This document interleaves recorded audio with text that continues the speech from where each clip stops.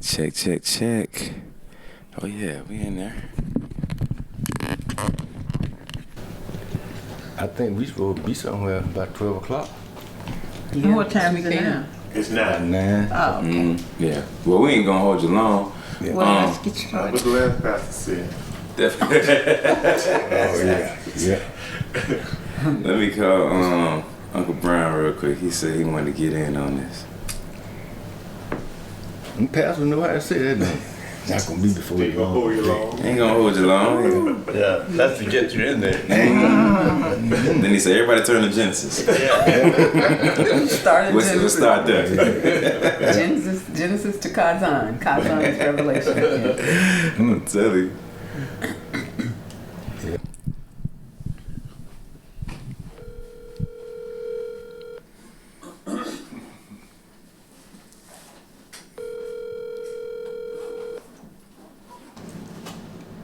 We should just get started, because Brownie might Well, not answer. I just spoke to him like 15 minutes ago. Oh, okay. But he said he's gonna keep his Call phone. has been forwarded to Okay. voicemail. He probably gonna call me in the middle of it. It's all right. That's okay. Yeah, that's what I'm thinking. It's all right. All right. So basically, I just wanted to ask y'all a couple questions. We ain't gonna do no math or nothing like that. Just wanted to get everybody in the same room because I feel like it's important to just get you guys' memories and stories all collected. And I know there's some family members here specifically that really want to hear it. So let's start off with the easiest and just do a little roll call, all right? If you could just start from left to right and say your name and your age, and we'll just go down. Go ahead. Okay, my name is Earl Saffold, and I'm the eldest of our group now, since we lost members, family members. But we are on the move. We're trying to get together and move forward, and that's what it's all about. My name is Irene, and I'm 89. I'm next to Earl, and I believe Earl is the oldest of the McKennie family and the Saffolds. So we're so glad that my name is Irene, and I'm second. Yeah. Tommy Lee, TL, I'm both of them. I'm 80, and my part in the family is to do what I'm told, and that's what I do. All right. And you do it well. I'm Sandra Saffold Gill. I'm the youngest in the family. Yeah. Yeah, it's always been that way. You know, that doesn't change for me. So, the youngest. Yeah. All right. I am 73, almost 74 in about 13 days. I'll be 74. That's Brown. Yeah. That's awesome. Yes, sir. Yes, sir. Uncle Brown, you just in time. We're doing a roll call. And go ahead and tell everybody what your name is and your age as well. My name is Jonathan Saffold, Senior. My age is, at my last birthday, they told me I was 86. Okay. But the verdict's still out on that one, huh? He said. Well, I think I'm living my 87th year. I finished my 86. When I got to my birthday, they said I was 86, but when I got 1 year old, when they said I was, they didn't say I was 1 until I was 2. That's how they counted. I just count every year I get. There you go. It's all a blessing one way or another. Yes. All right, well, let me ask y'all this just to start off. You guys are all born in Mississippi, correct? Yes. That's correct. Yes. Yes. Same house, same room. That's it. So since we're here in Mississippi right now for this reunion, I wanted to know just about you guys' collective memories coming up. What was it like living in Mississippi back in the day? And, just what was your experience like living together? The ones of you that did live together. All of us lived together for a while. Yeah. Except me. I wasn't there yet. Yeah, okay. So some had already started to leave. Yeah. You came, Right. Most. Go ahead. You said you wanted to know what it was like? Yes, ma'am. I was thinking about, I'm Irene, and I was thinking about us growing up in a house full of boys, a house full of girls, and And I just can't remember ever having an Earl, since we're the oldest, I can't even remember us fighting or disagreeing. We weren't allowed to fight each other. Our parents told us they do the fighting, and they really enjoyed doing that. But I don't remember us getting into a fight, No, we didn't have one that we couldn't get along with. We were getting play stuff together that because the time that we had to play, we can't be fighting. We got to play because we got to enjoy something in life. Growing up in Mississippi, because I know you all, my children used to say, but what did you all do? You didn't have no radio, you didn't have no telephone, or nothing. You had nothing. Right. So we sat around the fireplace, and I was thinking about Papa. That was in the evening time, wood burning, old fireplace with a back stick, and in case you all don't know what I'm talking about. And that's what we growed up with the, sitting around here roasted. Is this what you want to hear? Yeah. Roasted peanuts in the ashes. If I get wrong, now you tell me. Don't go too deep. They won't know you've been lost. We roasted Papa used to, that was our McDonald's snacks. Put sweet potatoes, and I was telling somebody he even popped corn. You and I was talking about that. Yeah. They would pop corn that he raised in the, what you call it, the patch? Yeah. Yeah. Corn patch, yeah. The corn patch. Oh, wow. You had to, this is on the fireplace, and all of us sit in one room in the evening, and that's how we entertained each other. Most of our games had to be educational. We learned our time. That's enough from me. When we went to school, we knew our timetables, our ABCs, and How to count. Everything. And the games that Papa allowed us to play would be 5, 10. It had to be educational. The games he didn't like and I thought he was just about the meanest, and he was. Because we couldn't play Little Sally Walker. And I mean, what's wrong with Little Sally Walker? Y'all heard of Little Sally Walker? No, what is that? You done heard of Little Sally? He liked Little Sally Walker, but he didn't like to shake it to the east. Oh, okay. They got a little provocative. The girls shake it to the east. What you shaking? Uh-huh. And we didn't know either. So what? Okay, that was just mean. And shake it to the west. And we didn't know nothing about and shake it to. We was just really going at it. Right. Just having fun. Yeah, but why he was so mean to us? What you shaking it to the east? What you shaking it to the west? And then they added on, Mama said it's so, Papa said it's so, that kind of stuff. He didn't like that. So that's the way to shake it when you're trying to catch a ball. And Papa knew what they was talking about. We didn't know.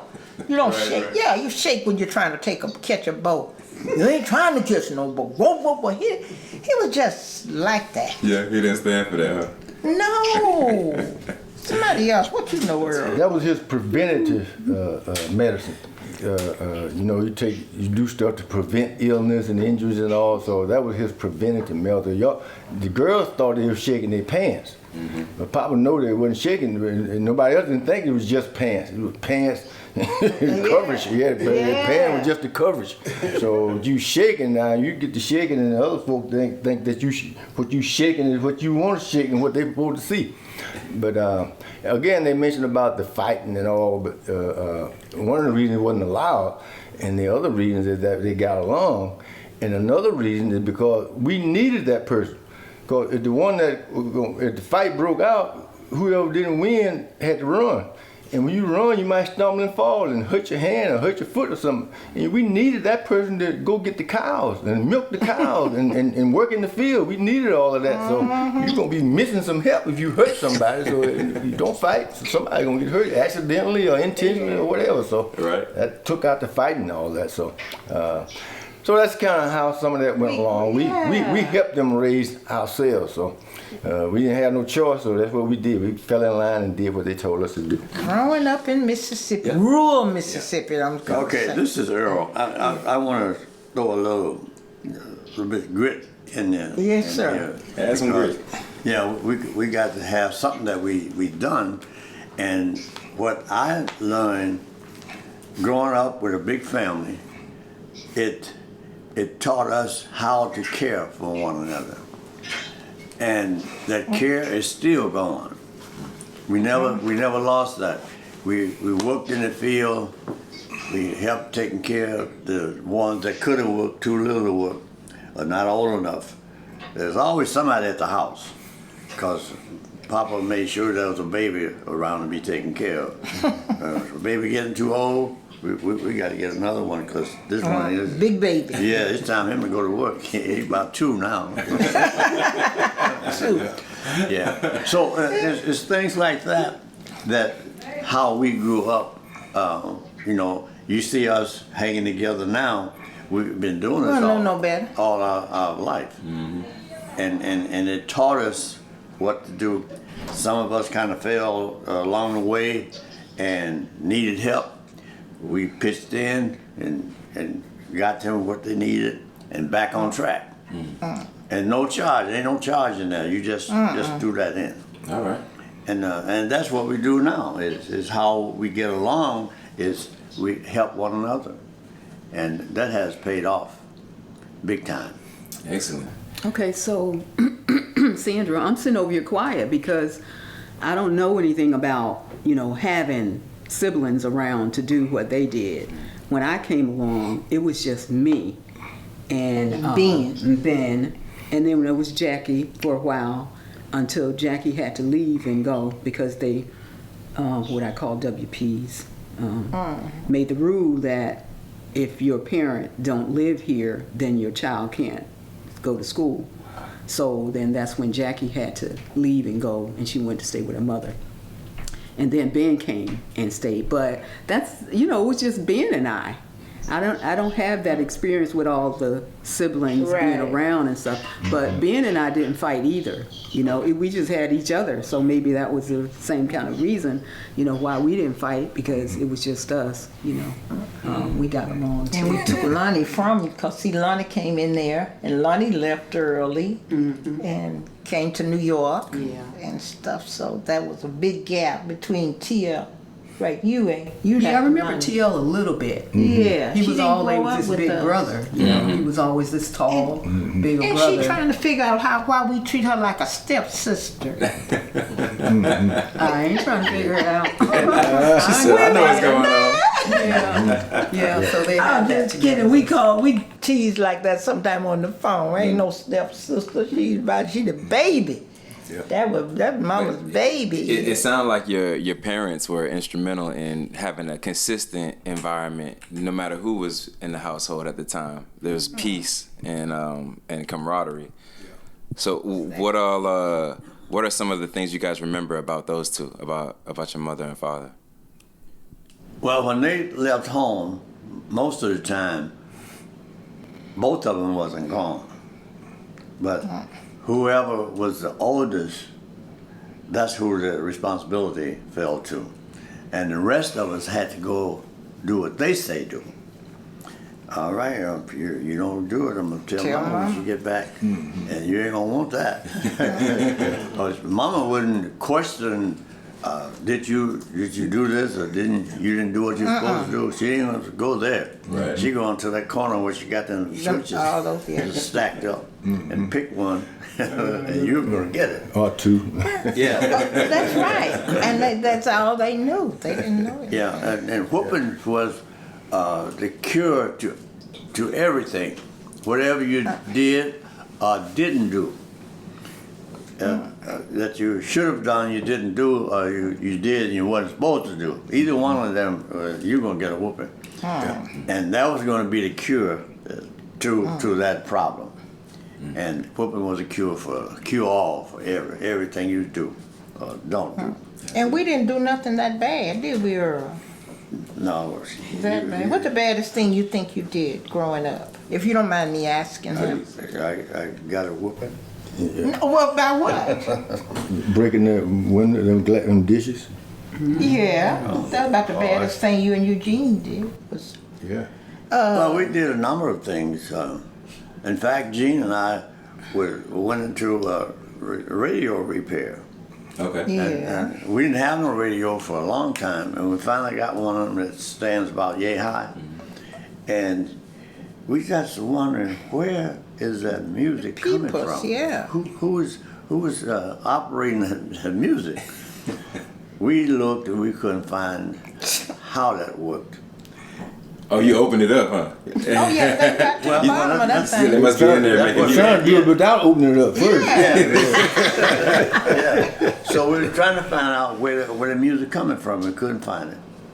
And then finally, I found that little, what do you call that, Mike? That little coker-looking thing. That's where the sound was coming out. Speak. Yeah, the speaker.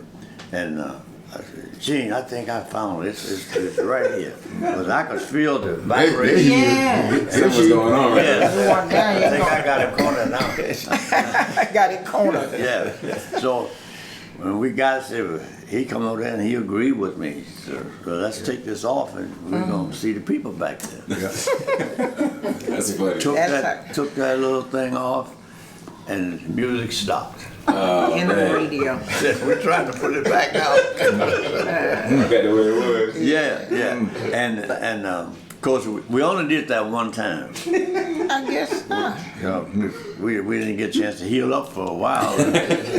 The only radio we had, and then we done tore it up. Yeah, and Papa like to listen to those fights. Uncle Brian, you still with us? You still there, Uncle Brian? That's all right. If he's not. Yeah. Now, Till, Earl, Oh, can you hear me? I thought you would tell when you all used to throw, but that was Luther. They used to throw chickens or roosters and little baby chickens on top of the house. Oh, that's where Ben got it from, man. Yeah. And throw baby the chickens? like a little, They not wasn't- baby. They wasn't Fried. grown yet. They was in between. It was, we call them frying chickens. Yeah. And we had They chicken. thought, and they were scared to come down. And Mama and them, that's when Mama and them did gotta go away. That was the bad thing. They had to do some devilment. And you all, we have cooked the chicken too. While y'all would kill a chicken, but we had to cook it outside. That was a bad thing. Cook it out there around the pot. And you had to pick that chicken, cut the head off, pick it, and cut him up. I knew how to cut him up. I could still do it. Cut them guts out, clean it, go down by the pond, wash it. Hey, Uncle Brian, is that you? Yeah. Okay, sorry. I think we lost connection there for a second. So that was one of the bad things you all Well, did. Them chickens I was. were I don't know if scared. you heard everything we was talking about, but I wanted to get you in on the conversation. Okay, then. We better move on to something else. We was talking about some of the worst things that y'all did coming up. What kind of trouble were you getting into? Well, I don't think we got into a lot of big trouble. What would you get a whooping for? Breaking a window pane. That's what I'm saying. The little things you got a big beating about. One of Earl's worst whoopings was breaking a $2 glass in the front door. I think you got that price up a little high there, son. $2 up high. $2, that was about the whole door. But I heard them talking about what was it like. We had never grown up before, so we didn't have much to compare it to, and some of the people were a little more poorer than we were, and some was a little better off than we were. So we were somewhere between the best and the worst, and we took our place, but we were peaceful. I don't ever remember a sibling fight. Wow. I don't ever remember a sibling. I mean, some kind of punches were thrown. What do you say, fight? We didn't do that kind of thing. You never did, because down So home you didn't do we that lined either. up, and then Luther said that we took a bath every Saturday night, whether we needed it or not. He wasn't escaping that. Go all week, didn't take no bath. When Saturday night comes, you were gonna take one whether you needed it or not. Yep. There you go. We didn't take a bath in the in the wintertime, there was we had central heat, but the central heat was in the summer. And we had air conditioning, but the air conditioners worked only in the winter. Yeah. And when the wind blew, it blew right through the house because you could look up and see the sun shining or the moon sometimes through the roof. Wow. And so it wasn't the best of house. And Luther used to go get all the buckets we had and put them on the leaks, and Papa used to get upset. He was very upset He about couldn't that. bother Luther. Luther could get away with murder. He didn't kill nobody, but he almost, he would put you up on a bucket mule. He'd tell her, now I'm going to hold him, you get on it. And I'll put you on it. Because he broke horses for people. And them things would be thrown, and then sometimes it wasn't no horses to break. You'd break a cow, break a bull, and you'd see like a rodeo. Yes. And that bull get through the bucket and throwing, you'll be on the ground and he'll be stepping over you or on you. So he was gonna find a way, one way or another, huh? And Luther was going to find a way to put some excitement in it. And he loved excitement. If he had a wagon hooked up, the mules were running at 30 miles an hour pretty much. And he'd be running down the road and I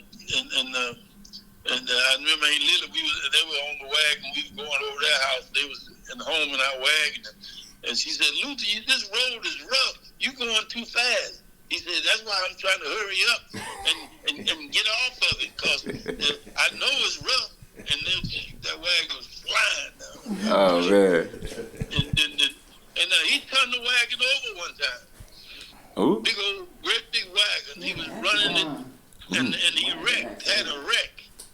And it had the mules running, and the thing, something came loose, and the tongue of the thing stuck in the ground, and it was bad. But anyway, we got away with it, and most of us were pretty mild.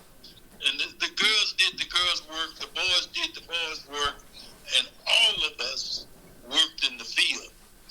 Everybody, Mama, and Papa worked after night. He'd go down and see what we did, but he didn't go down there and work with us.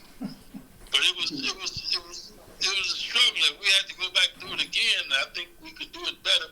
But the Lord only gives you one time to have to live like we live. We had food to eat most times, whether we grew it ourselves or whether we Donated, yeah.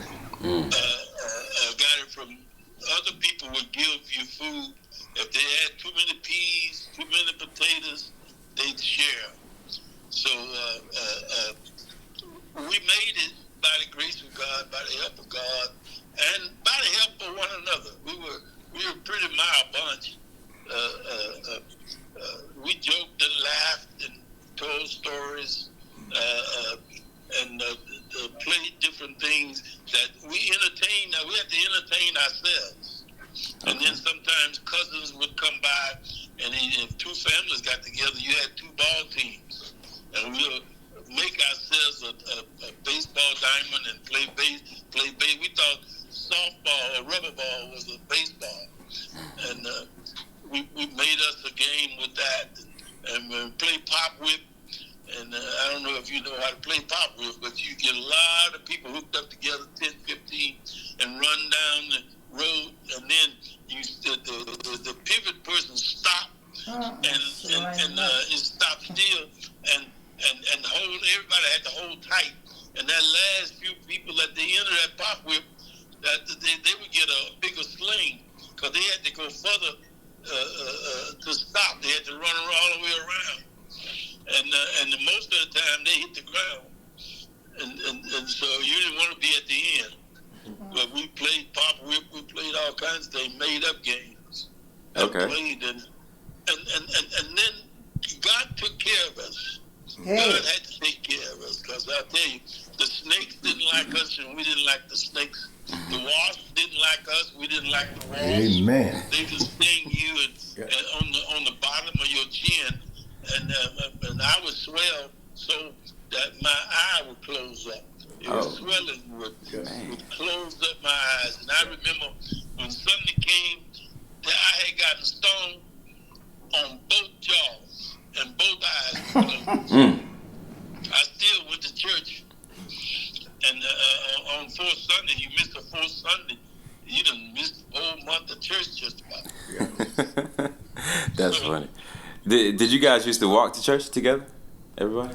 Oh yeah. Yeah. We Across the about creek. a little over a mile, Yep. a mile and a half, maybe. But we could see the light from our house because we was kind of on a hill. We could see the light in the wintertime when they got electric lights because they had 2 posts with just light bulbs, regular light bulbs and lamps on them. And we could see the light when it come on at night at the church. And but we walked, but we had a pasture, cow pasture, woods to walk through, a creek to cross, and fields to go through. And it took all of that to get to church. And we didn't walk sometimes. They had an hour of prayer at the beginning of the service during revival. And we didn't walk, we almost ran that space. So we never got a car until I was 15 years old. Eugene went to the Army. He had a 47 Chevy. He gave us that car. And I got my license at 15. As soon as we got the car, I was just old enough to get my license. I went and got it. And then we drove in. We were able to ride in the car and go what we call around the road, where there were bridges over the creeks. But there was 3 creeks, and all of them ran together before it got to our property. Well, we crossed that. There was at least 3 creeks coming through. And so we had to cross them. And if it rained too much, that rain would come down the creek to us from up above. And so it was on this way to the Gulf of Mexico. But you're gonna have to, you tell him. Go to something else. Yeah. The next program will be over by the time he. All right, Uncle Brown. Hey, it sounds like you got that driver's license right on time. But you brought up an interesting point I want to ask everybody, really.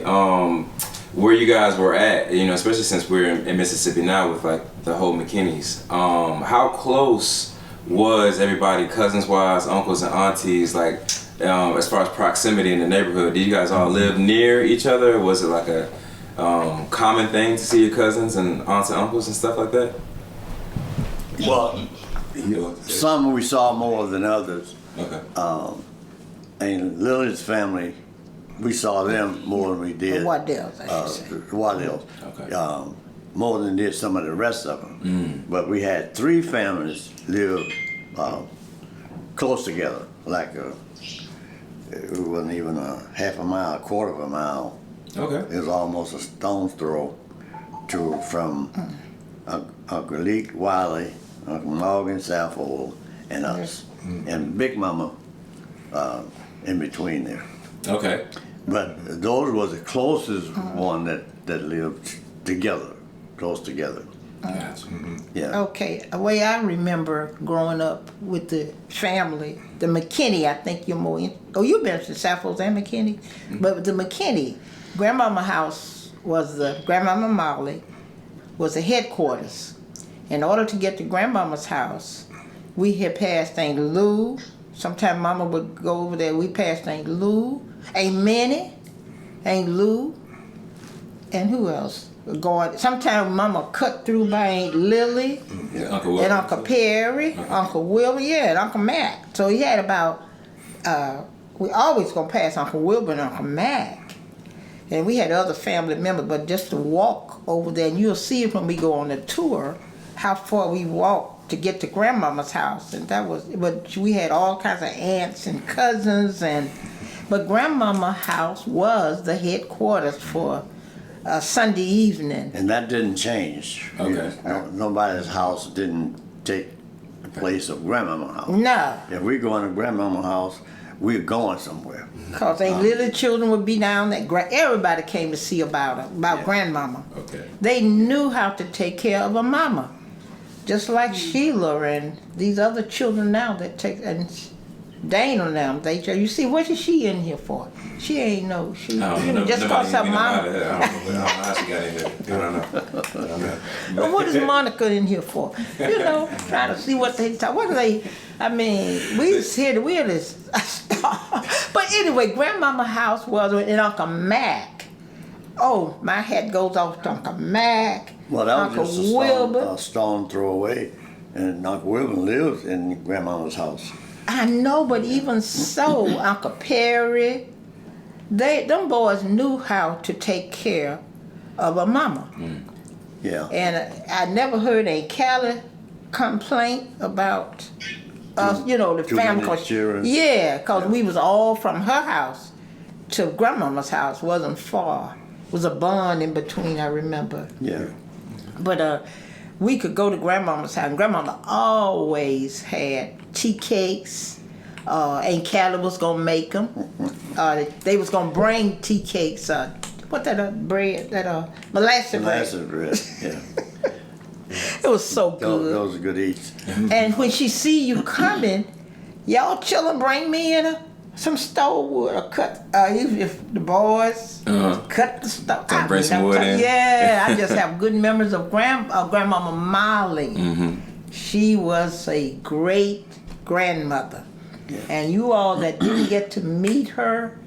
You miss it. Yes, You miss her. because there is no comparison to how she was, because she had 40 and 50 grandchildren be there, and everybody got a tea cake, molasses bread, Aunt Callie. She was just a daughter-in-law. I can imagine what the daughter-in-laws go through it now. How did Aunt Callie stand it? What you think? Because, she'd know we was coming, so she would have. And we cooked the stuff on the wood stove. It wasn't like you go in there and turn nothing. But that. Turn that corner and get that wood. And was Grandmother Molly married? See, we don't remember Grandpa Malachi at all. I don't think any of us that's living remember her. You the oldest that's living. I remember him. Oh, I didn't think nobody remembered. Yeah, they're talking about Grandpa Malachi. That's who she was married to? Yeah. Okay. I don't remember him at all. They said I was a baby, so you was about 2. No, I was like 4 or 5 when he died. You sure you saw what year he died? Because that's... Okay. But it was early on. Go with that. That's what About 37. Okay. He died before I was born. I was born 39. He died in 37. And I was born in Mama said I was a year Same old. year NB died. I mean, NB was born. Okay. Okay. And I was a year old. I don't remember him at No, all. you wouldn't remember, but I remember You was him. 2. You was about 2, now 1. Yeah. No, I had to be more than 2. Earl, get your math It straight. just is what it was. Yeah, he just said 1937. Let him be 2 or 4. Whichever one you pick. You need to take some things as far as where people live. Earl talked about where on one property, our paternal grandfather, bought about 200 or 300 acres of land. And his kids, a lot of them, lived on that land. Well, Papa was born about around 30 years after Abraham Lincoln signed the Emancipation Proclamation. Wow. They were hardly out of slavery. And when that thing was signed, slavery wasn't over.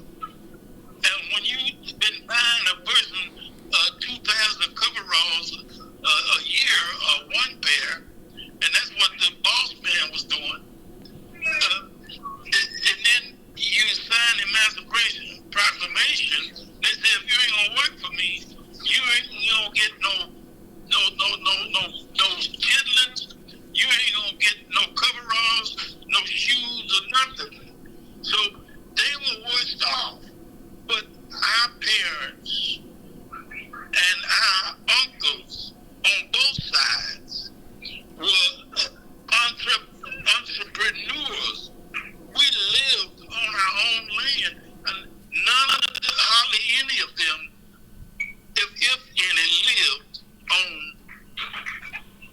white people property, and if they did, it was with the law. We lived on our own land. That's why we lived so close to Grandpa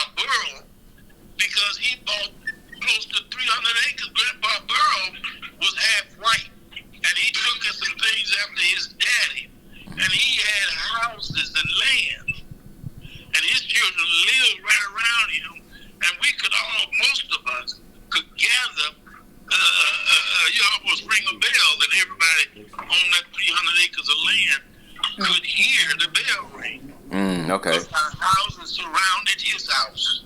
So he had plenty of space. And we still got that land to this day, right? Yeah. But if you can take into consideration how close our parents were to active slavery, they did. If I was a pastor or bishop, I would say he did. Both grandparents did a hell of a job. Amen to that. Amen to that. But now I get what you're saying though. That's real close to that time, and there was a lot of transition going on. And I think just a nod to how, as you guys spoke on earlier, the unit as a family. How you guys not only were siblings and relatives, but you guys were really partners and co-workers as well. Yeah, in a certain sense, working the land, working the farm. And you guys did a lot to be self-sufficient. What was that like coming up, like as far as like the different tasks you guys might have done, working in the fields, working on the farm? You guys had orchards and different like fruits and vegetables you guys were growing, right? Yeah. Large garden. Gardens, yes. And fruit trees, peach trees, apple trees, pear trees, plum trees, blackberry bushes. I mean, you name it. Wild grapes. There was something maturing almost every month, especially from like about May or June right on through to the end of the year. And there was another thing. How do you manage 14 kids and 2 adults in one house, and then have one meal and have enough chicken off of one chicken to give everybody a piece of chicken? That's what I'm trying to figure out. The chicken was Those trying big to figure it chickens. out. They didn't know Some how had many chicken, the others had meals they gravy. had. From the same I'm chicken. trying to say some of y'all had chicken, some of y'all had gravy. He like owned the chicken neck. Every time we kill a chicken, you had to cut the neck off close to the head so Earl's piece could be bigger. And he knew how to get that little meat between those Yeah. bones. I think you all throw away. But that was Earl's piece. And the chicken had 2 feet, thank the Lord. And I don't know how many parts was on the breast. How many parts? If Uncle Willie or somebody came by, that was a piece for him too. Amen. She knew how to make more parts out of a chicken. And some of us, if it was breakfast, we'd have a great big old pot of rice, and we'd make chicken gravy. And that smelled like chicken. And that was somebody's part. I love it. Cool. So let me switch subjects a little bit because I wanted to talk about school. So Aunt Sandra, did you go to Saints like everybody else did? Mm-hmm. You did? I went for 2 years. Okay. My 7th and 8th grade, I went to Saints. Wow. Okay. So did you have some of the same teachers as your brothers and sisters? See, my memory is not as great as theirs, but yes, some of the same instructors were there. But the names I can't remember. And then we had a Mr. Davis. I don't know if they had Mr. Davis. Oh boy, yeah. Yeah, we had Everybody. Davis. What were some of the other instructors? I knew Dr. Mallory. That was the principal, the head of the school. Right. Dean Martin, Dean Martin. She was there. She was there with us, Ben and I.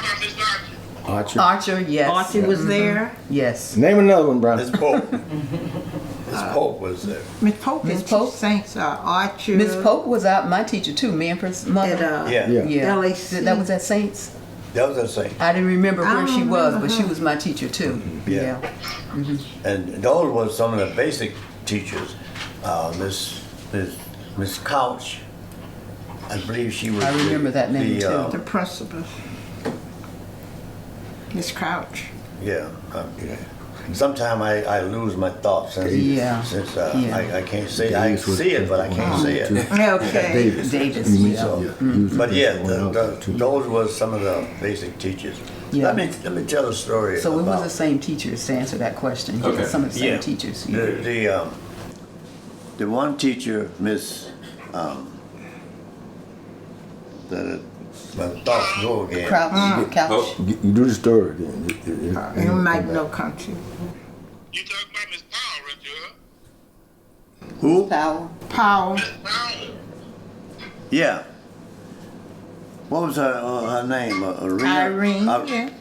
Irene. Irene. Name after me. Irene C. Powell. Powell. Anyway, when I left Saints, I didn't know what happened to her. I come back home and I was asking different ones about Miss Powell. Mm-hmm. Okay, L.B. Randall. That's where I got the information where she moved to Atlanta. Mm-hmm. And you guys went to Atlanta. So we went to see you, and I said, I got the address where she moved to, and I went to Atlanta, and I asked Mike, would you take me to this address here? And he said, yeah, I'll take you over there. So David went with me, and the rest of y'all, I don't know how many we had then. Mm-hmm. But anyway, we couldn't find the house. We looked all over, and they couldn't find her under Irene Powell. Mm-hmm. Said, this got to be the place, because they don't know other big house around here. This is the only big house in this whole area. Went back there and looked, and the lady said, go look in this file here. This is one of the canceled files, but they still kept the record. And we found it. Wow. But the reason we couldn't find it before, she done changed her name. Oh, okay. She ain't Irene Powell now. She is Dr. Powell. Oh.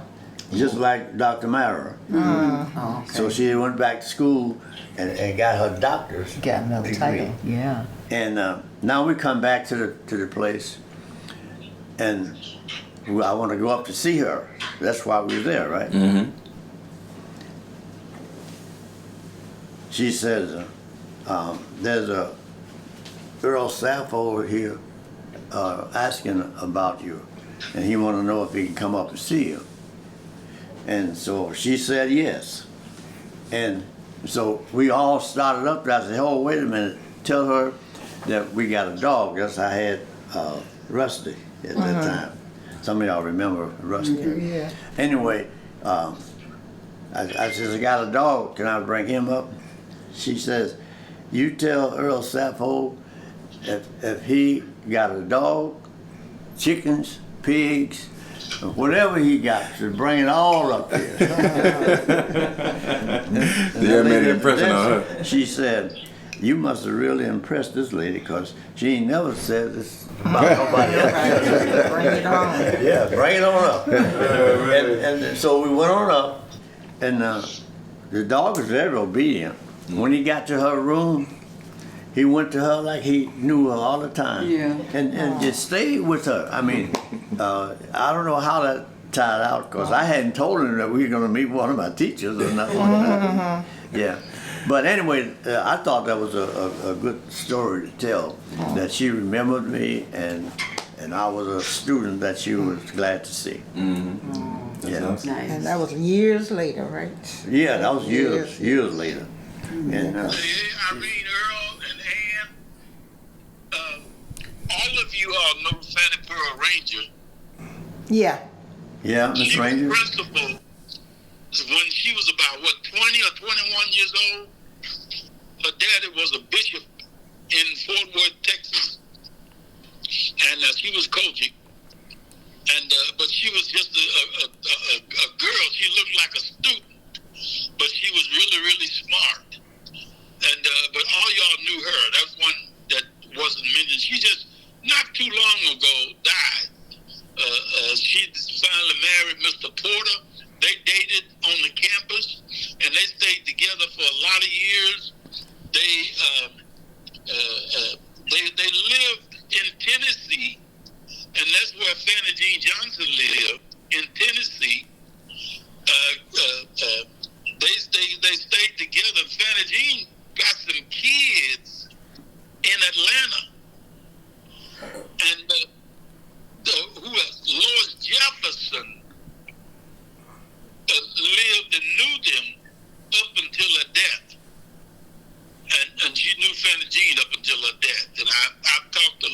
Jefferson, and that he was married to a guy in Memphis, and so I talked to them not many years ago. But when I call now, I don't get nobody.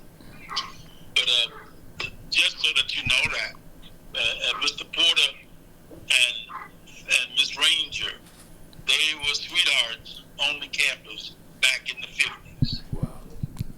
Well, Pastor, I don't know what else Mike got, but you or Irene wanted to touch on Saints May Day.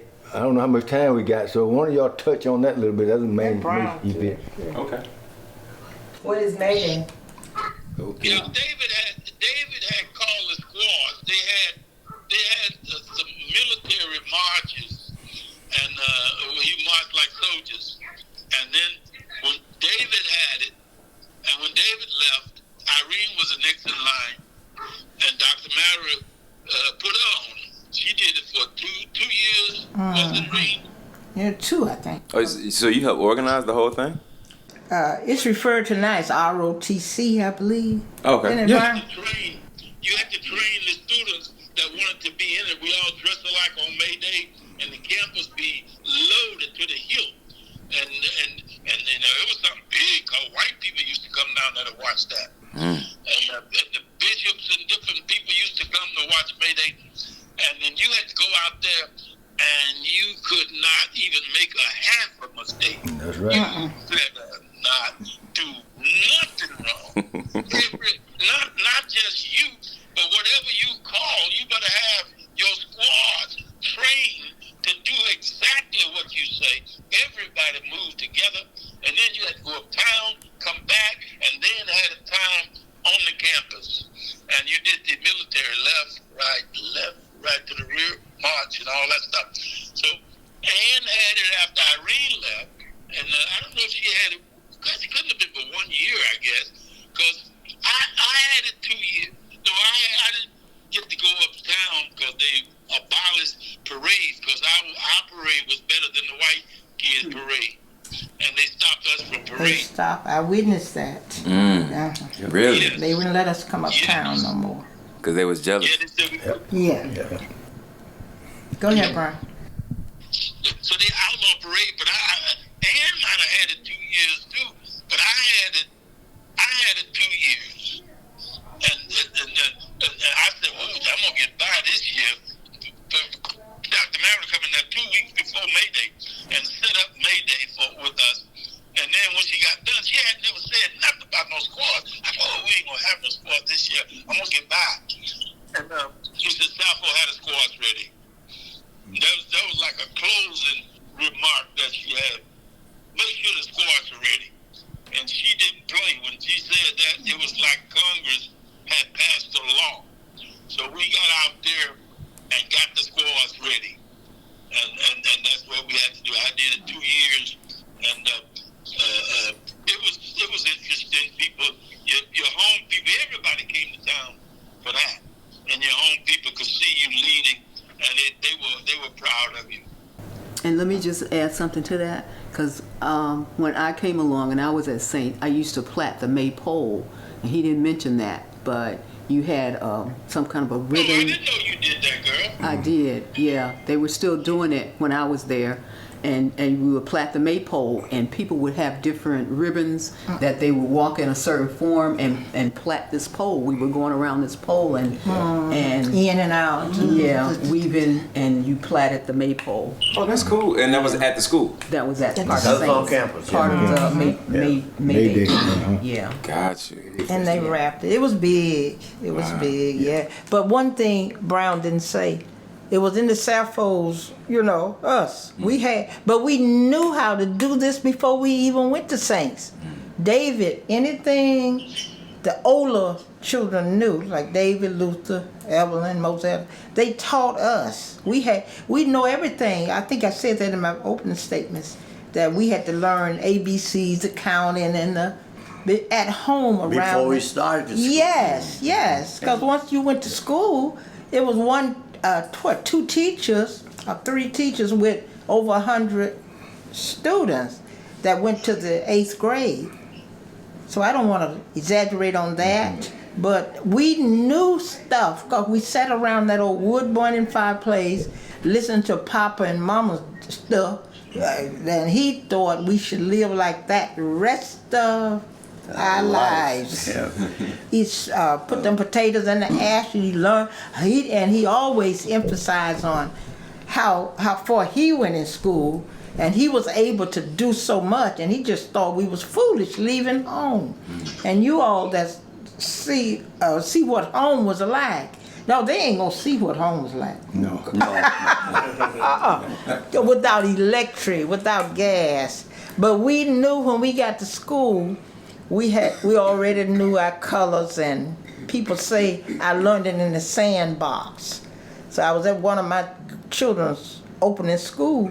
I said, we didn't learn our stuff in the sandbox. They were talking about at school. Right. We learned it sitting around a wood burning fireplace, how to love people, how to, get together with things. And we didn't learn it. We learned it before we got to school, because there was just too many teachers students. Yeah. For 100, and they got to teach them read. They didn't know how to divide. They didn't know how to add, subtract. We knew that kind. We knew our time at night sitting around the fireplace. We had to do 2 times 1 is 2. All us sitting there. Now they made a fool out of us. We said, Well, let me just say this. I'm tired of this Mississippi talk now. Yeah, we did stuff like singing on our way to field, going to field. Yeah. To work, and singing. We made fun out of it, and most of the kids, they'd be going drooping and don't want to go and all that. That was and probably we me. singing songs. Going, Sandra, you ain't did nothing. Because I so didn't don't see let you us going stop. to the field. You ain't went no field like didn't me see and you going to the Earl. field. I And wasn't Brown. happy. After Brown, they had to stop farming because there wasn't nobody to. We was, Let me correct her. They didn't stop farming. We were farming when we were down there too. We didn't do what you all did because it was just Ben and I. But we were still going through the motions. We didn't harvest. We didn't go through no We were motions. showing up. She said we were still working. Don't get it twisted. It was just always work there. That's the part that I didn't like about Mississippi. I couldn't wait to get away from there because it was constant work. Mama constantly called. There wasn't times to take breaks. She didn't give breaks and lunch breaks and stuff like that. And no 15-minute breaks. It was always something to do on the farm. You had to go to the garden. It was going to the bottom and going to the field. It was working around the house on the outside because she had flowers. And inside there was sweeping, there was mopping. It was just farm was just too much for me. And I always felt like I wasn't made for this. It's got to be something more to life than When this. we came along. Where's the sidewalk? My toes, I didn't have shoes on. The mud was squishing between my toes. I did not like that. I was not created for the country, and I just wanted a sidewalk to walk on so that I wouldn't step in the mud. Oh my! We ain't thought about no mud because that's what we thought. That's the way it's supposed to be. That's how you do it. No. Yeah, mud. I must have saw television or something. Watch I your saw feet. sidewalks and stuff, and Watch I your wanted to feet. walk on those sidewalks, and they weren't available to me. And they didn't get Well- by us nothing, did they, Earl? You ever remember getting a pair of new pants and stuff? We was just poor.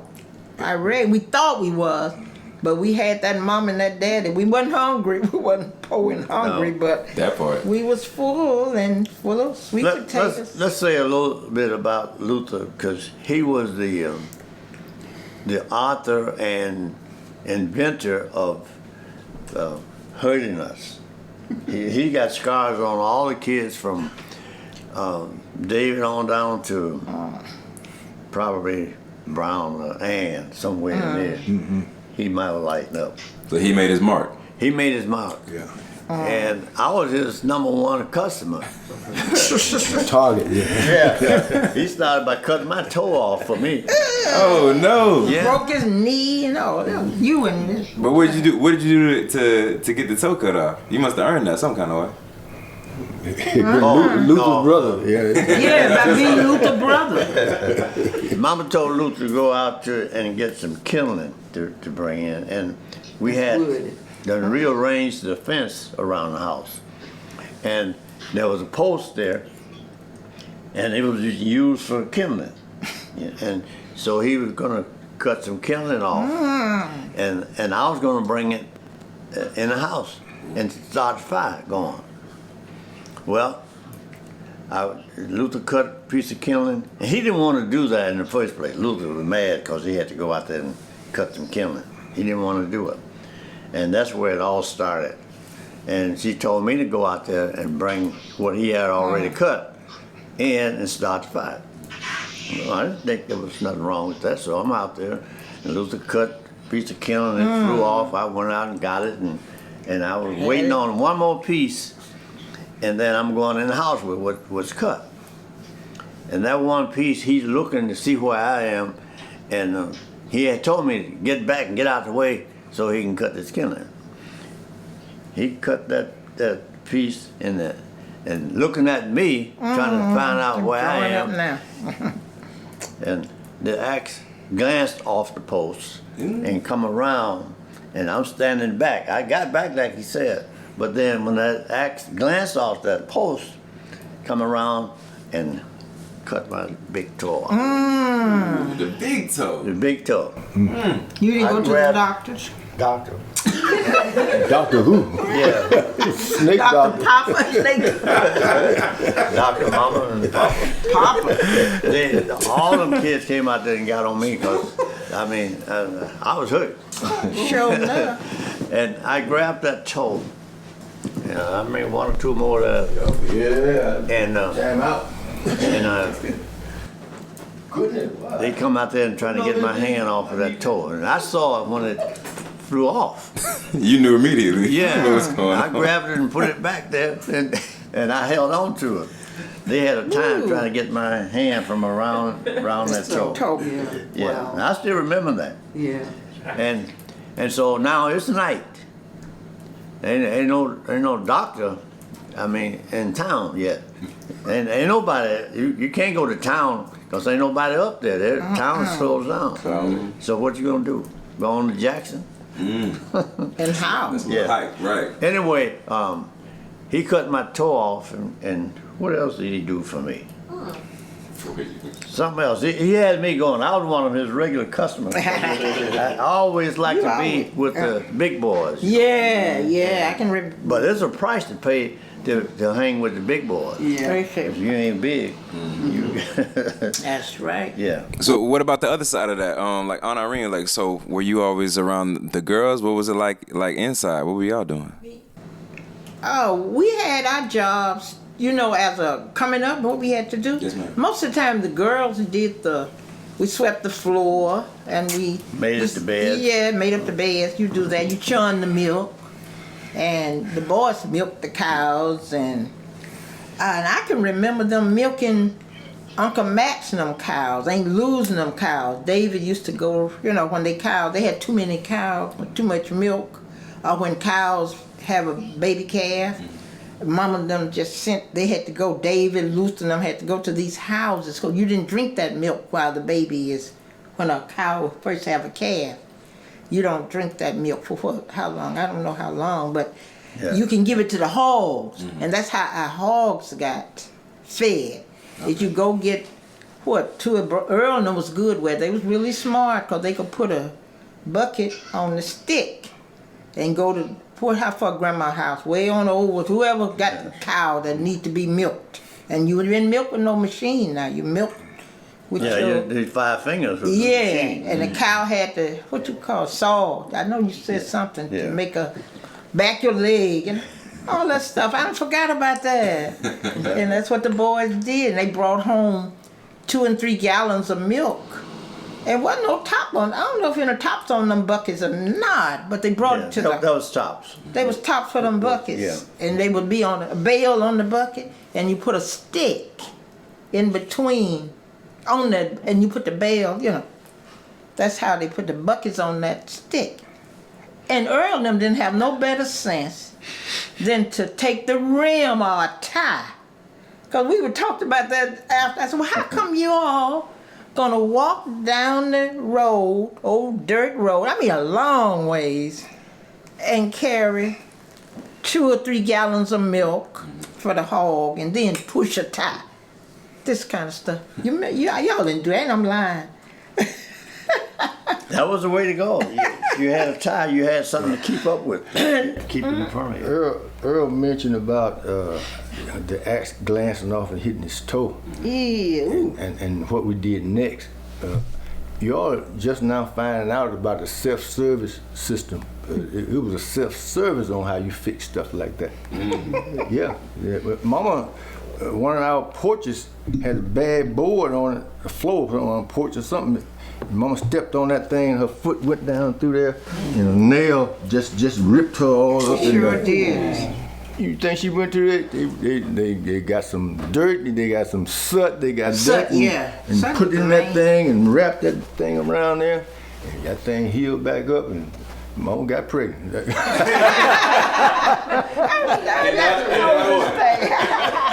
Okay, so while we're on that story and the Luther thing, that reminded me of Ben, because Ben, you know, he was a lot like, kind of like their Luther was to them. Ben was like that to me. Okay. Because he would injure me, but he cut my foot, you know. He hit my foot with an axe right here, My goodness. you know, because he dared me to put my foot on the step, on the block of the step.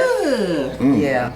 And I did it. I put my foot up there, and he whacked my foot with an axe. Oh, Yeah, so that's how I got that scar right there. I don't think he got And- no whooping. And again, he got a whooping for it. Yeah, She said he paid for hurt. it. Yeah, cause and I put the dirt like our doctor. You know, I put dirt on it. That's how I got healed. I put dirt in there. Yeah, isn't that something pitiful? And healed it. Yeah. I mean, I don't know if it's pitiful. I think it's resourceful. My kicking foot. Yeah, We better get out of Yeah, here, Nicholas. yeah. Listen, we can wrap it up. Does anybody have any other stories or memories that you want to share while we talking about it? I guess you done heard most of mine, at least some of them. Ain't nobody here. But on his toe that Luther cut off with the axe, I didn't get to go to the doctor until the next day. Okay. And I don't forgot now who took me to the doctor. But anyway, I know Mama and Papa went. And we got to the doctor. You know how they take you back in that little room and talk about what they're gonna do? Well, I got to the door and I'm listening, I'm hearing everything they're saying in there. So it got to the place where the doctor said that he don't think that toe gonna get back together. And he said, it looks bad. And I'm gonna ask Papa, what did he think? You want to get his opinion. I want to know what you think. And they switched that around a few times. And Papa says, well, why don't we go and ask Earl what he think? I got away from that door and went back over there where I was sitting. Right. Out there, and they called me in, and I was part of the counseling. What you think you want to cut that on off? Sew it back up. I said, well, I think I want to sew it back on. So they took that information and decided to go ahead and sew it on. Okay, he sewed it back up, and the doctor said that, I don't want to take your money, he said, but I don't think this is gonna work. And well, he said he wanted to sew it back on, so let's try it.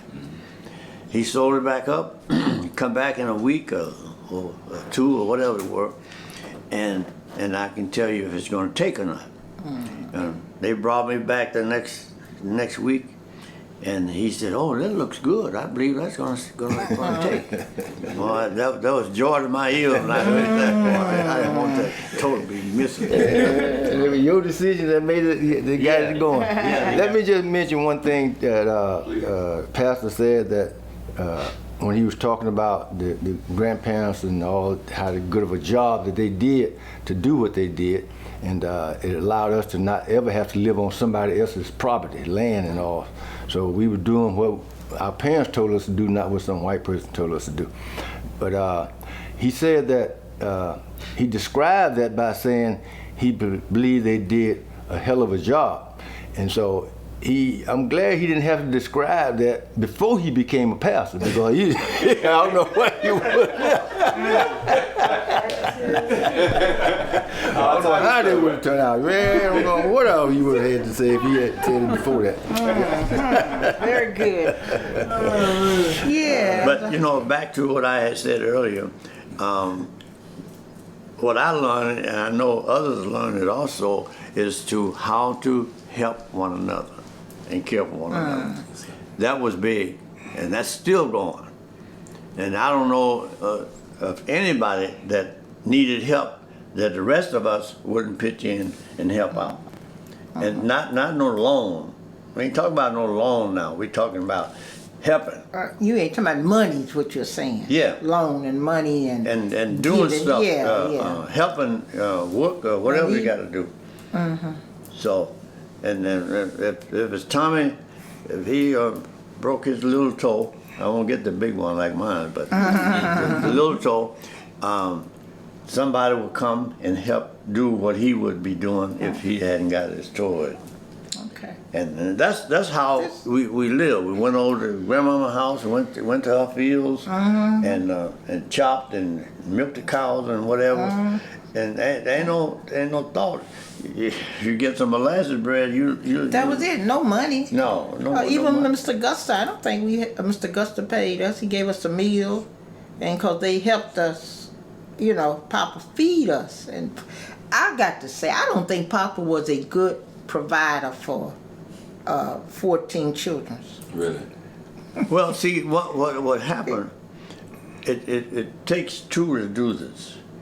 And Papa, he had his part of doing. That's right. And Mama had her. That's right. And what they didn't do was learn how to put it together. Right.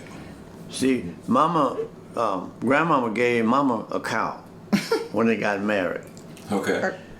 Papa got 100 acres of land. Right. So now, what better start than that you can have starting out? Yeah. And then you didn't have to pay for the cow, and you didn't pay for the land. Yeah. But you have it there, and all of us worked the land. Well, when you said they didn't know how to do it together, now you've told me down through the years, because even 40 and 50 years later, Mama was still, those are her cows. And they get into it. And that's why they could. That's what you meant about not working it together. Together. Right. That was her cows. Yeah. That wasn't Papa cows. Right, not our cows. Those are No, her cows. no. And we done had so many calves, and they give you a female cow, and you breed the cow, and then you start milking and that kind of butter and stuff like that. So I think that's what. Yeah, that's Mama what never did learn how to obey. balance her share of the. Yeah. Of what I'm had. still trying. My next husband's gonna. He gonna do I'm that? gonna do better. Yeah, okay. I could really. I would know how. You must gonna stay out of it. What about you? Interested in this stuff? Cause we tried to talk about it. Most of the time, our family don't want it. I can speak for some of them. They're not interested in that. They don't. They don't know. They don't want to know about it. You want to know all about our business, how we went bare feet and all our bad laundry. Well, I listen. They used to tell me, they say, "Don't get in grown folk business," and I'm just trying to tiptoe right now. That's all. I am so proud of you. I am proud of you how you treat me in Atlanta and called me on tip, just checking on you. I'm just this and that. That mean a lot to me, and we are glad. I am blessed to have you in Atlanta, and for everything. Okay, take your part and let us have a little. All right. Yeah. Can we have a little part? No, you through. No, we done. But just to piggyback, and this I just want to say this because what you have all said today is how you guys gleaned a lot of what you do for your own families from your parents. And I did the same from you guys. So that's what you're saying that you're seeing in me. I picked that up from you and from you, from you and you. So it all just keeps going down, and I think that's how we're supposed to do it. Pass it on. All right. But I ain't gonna hold y'all no more. Y'all can go ahead and get some Kool-Aid or something, all right? That's it.